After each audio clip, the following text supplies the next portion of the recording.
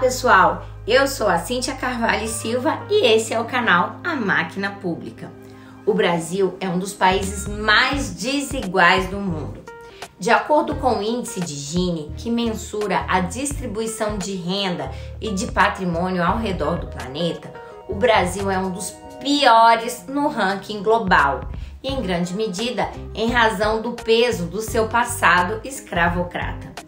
O país fica na frente apenas da Colômbia aqui na América Latina.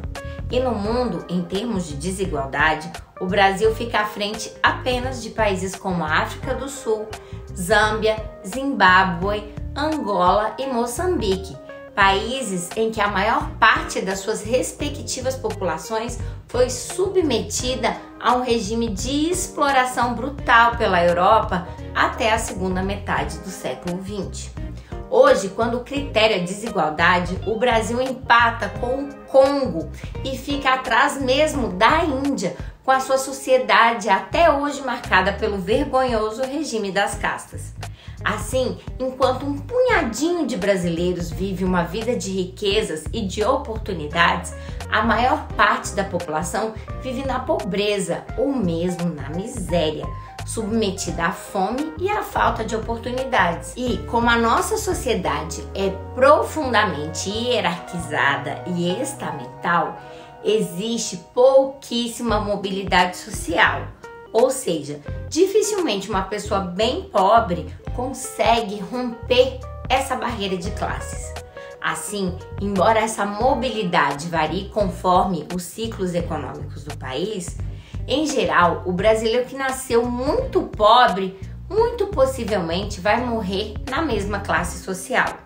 Em um estudo conduzido pela OCDE, com mais de 30 países, em termos de mobilidade social, o Brasil, de novo, ganha apenas da Colômbia e empata com a África do Sul nesse quesito.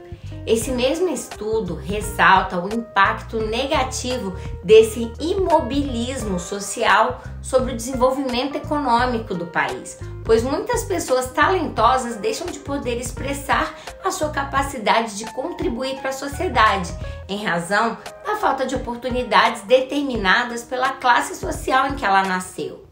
É importante retratar esse trágico contexto para a gente compreender a importância da assistência social para as pessoas e também para o crescimento econômico do nosso Brasil. A assistência social tem como objetivo garantir o mínimo existencial, tanto em termos de renda quanto de vínculos familiares e comunitários. Reúne tanto benefícios de transferência de renda quanto serviços de reforço dos vínculos familiares e de apoio e acompanhamentos às vítimas de violações de direitos. Liberdade, igualdade e solidariedade são valores fundamentais do Estado Democrático de Direito.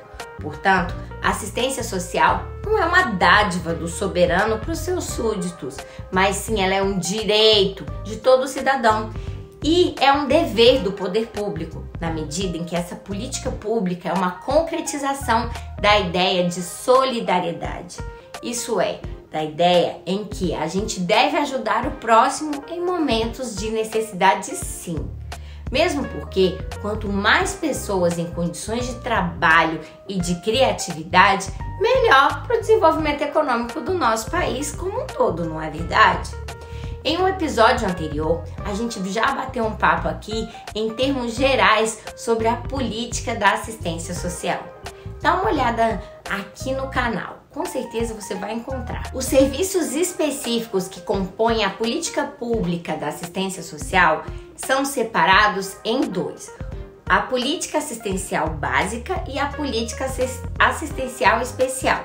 No episódio de hoje a gente vai falar sobre a política assistencial básica e a gente vai falar também sobre os principais equipamentos públicos responsáveis pelo seu oferecimento, os CRAS e os CREAS. E aí, vamos juntos?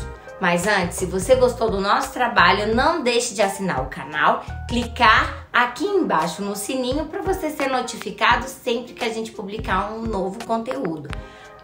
Também não se esqueça de acompanhar o nosso canal lá no Instagram, @máquina-pública e também @máquina-pública no Twitter. E também de compartilhar nossos vídeos com seus colegas, seus familiares, amigos e pautar o almoço de domingo.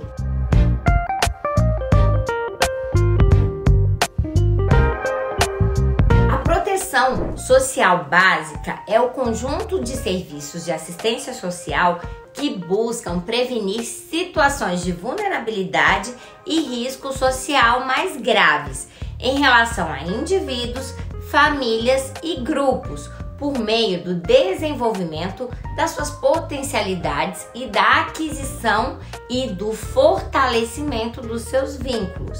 Isso é, a proteção social básica preocupa-se, galera, tanto com remediar as vulnerabilidades sociais, quanto com desenvolver as capacidades e competências dos próprios indivíduos para que eles adquiram maior autonomia em todos os seus aspectos da vida. Sim, é aquele negócio de dar o peixe e também dar as condições para aprender a pescar. Assim, a assistência social sempre teve a chamada porta de saída, que muitos fingem não enxergar, ou por ignorância ou por mau caratismo mesmo, quando, por exemplo, misturam a ideia de assistência social com caridade ou quando apelidam o Bolsa Família como Bolsa Esmola.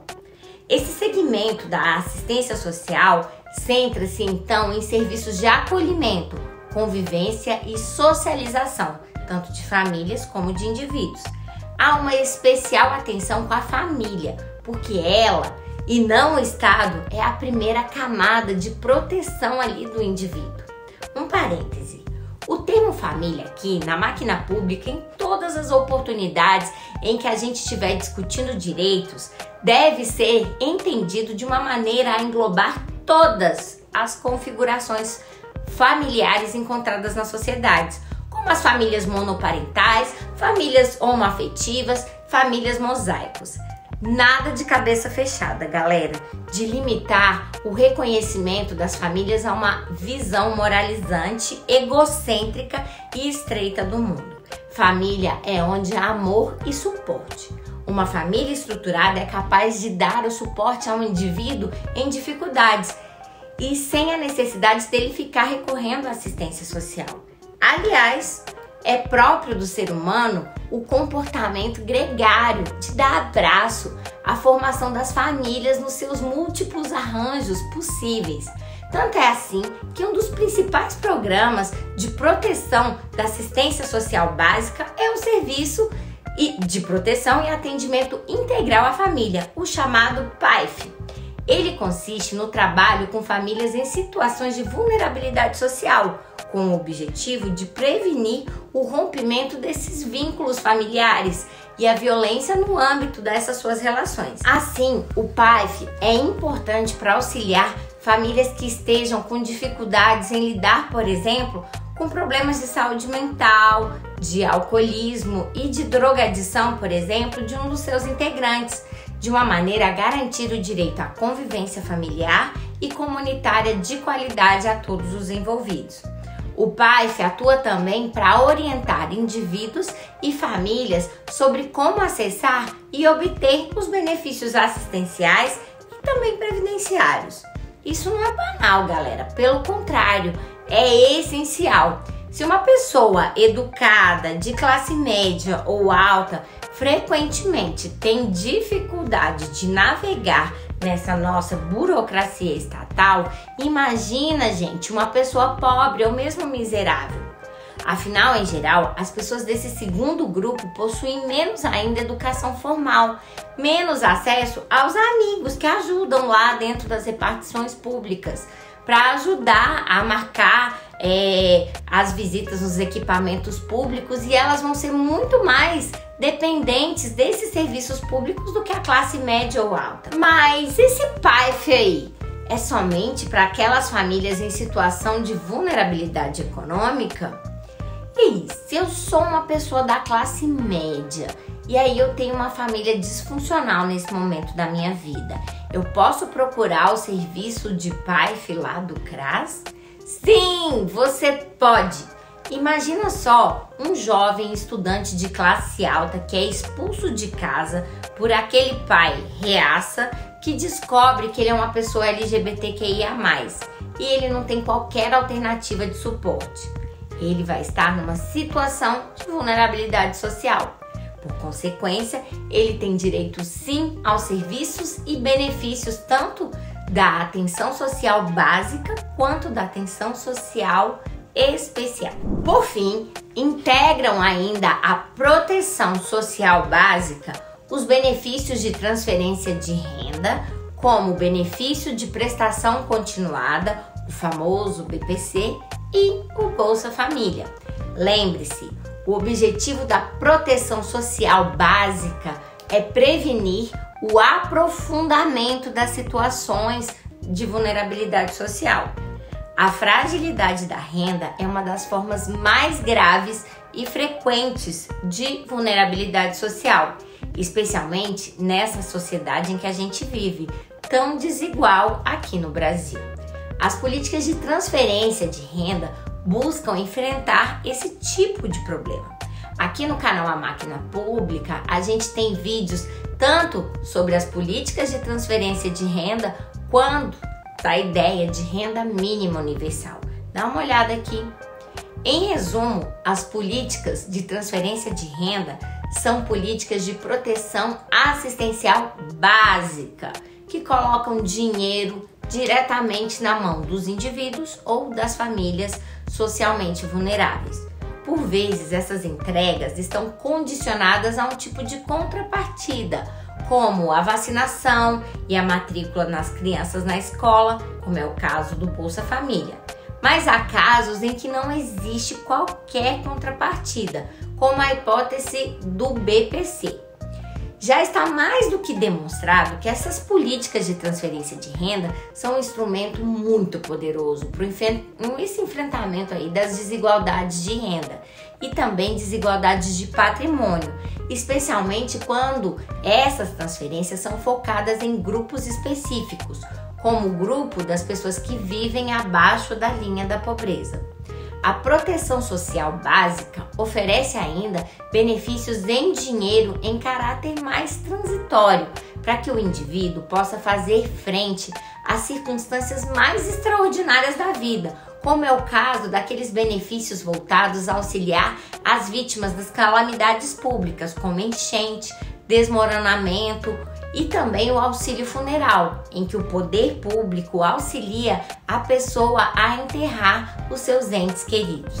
O principal equipamento público da proteção social básica é o Centro de Referência de Assistência Social, o famoso CRAS. O CRAS é um equipamento municipal responsável por um determinado território e sediado preferencialmente nos seus pontos de maior vulnerabilidade social. Essa localização é importante porque a população socialmente vulnerável ela não tem condições de pegar 3 ônibus para chegar lá até o CRAS. Se ela precisa se deslocar por grandes distâncias, essas pessoas simplesmente não vão buscar ajuda da proteção assistencial básica e vão tentar outras estratégias de sobrevivência, inclusive o crime. Nesse caso, apesar de importante, o investimento na digitalização desses tipos de serviços não soluciona o problema, mesmo para uma solicitação de benefícios de transferência de renda.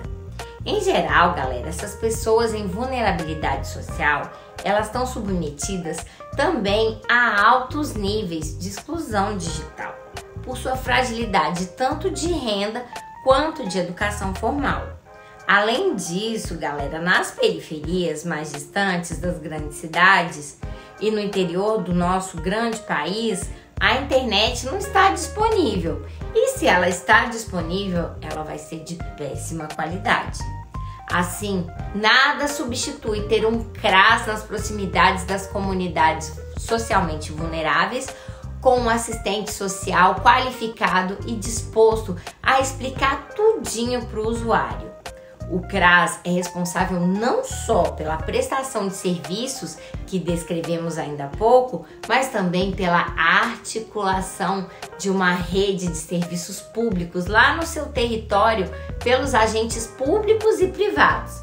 Lembre-se, faz parte do serviço de proteção assistencial básico a orientação dos indivíduos e das famílias sobre como proceder para ter acesso aos demais serviços públicos da região, e esse encaminhamento é muito facilitado pela existência dessa rede fortalecida. Por exemplo, se João, funcionário do CRAS, já conhece a Maria, que é funcionária da Unidade Básica de Saúde da região, eles mantêm com ele uma relação de cooperação existente no contexto da rede local. E tudo vai ser mais fácil quando o João vai precisar encaminhar um usuário do CRAS para a Unidade Básica de Saúde da Maria. Os problemas que afligem a população socialmente vulnerável são frequentemente transversais. Isso é, eles alcançam uma pluralidade de dimensões da nossa vida e da família também, e muitas vezes com natureza de geração para geração.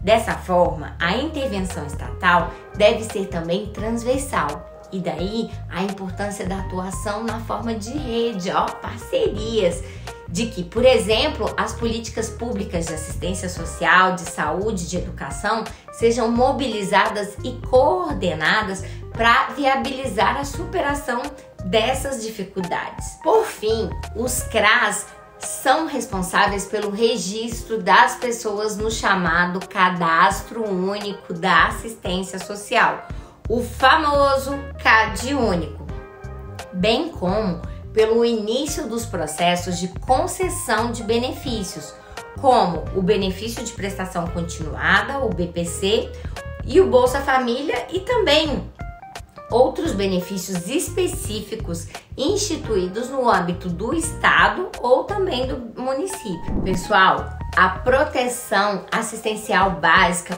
cuida de muita coisa. E ela é só a metade dos serviços oferecidos pela assistência social. Assim, a gente nem falou ainda da proteção assistencial especial. E diante dessa pluralidade de serviços, é evidente que a assistência social não pode ser reduzida à mera caridade. Trata-se de um direito fundamental que garante a todos nós que sempre teremos algum apoio, mesmo nos momentos de maior fragilidade das nossas vidas, seja essa fragilidade material, familiar ou mesmo mental. Um sistema único de assistência social bem estruturado é capaz de ajudar os indivíduos e as famílias a se colocarem mais rapidamente em condições de levar uma vida melhor, mais livre e igualitária, bem como para contribuir solidariamente para uma sociedade como um todo. E a responsabilidade dessa estruturação desses sistemas e os serviços públicos é de todos nós, porque afinal você, eu e nós somos a máquina pública. E se você quiser saber mais sobre assistência social, não se esqueça de olhar aqui no canal um montão de vídeo que tem sobre esse assunto. Vai lá, tem sobre transferência de renda universal, tem sobre a assistência social nos termos gerais e uma infinidade de coisas interessantes. Tchau!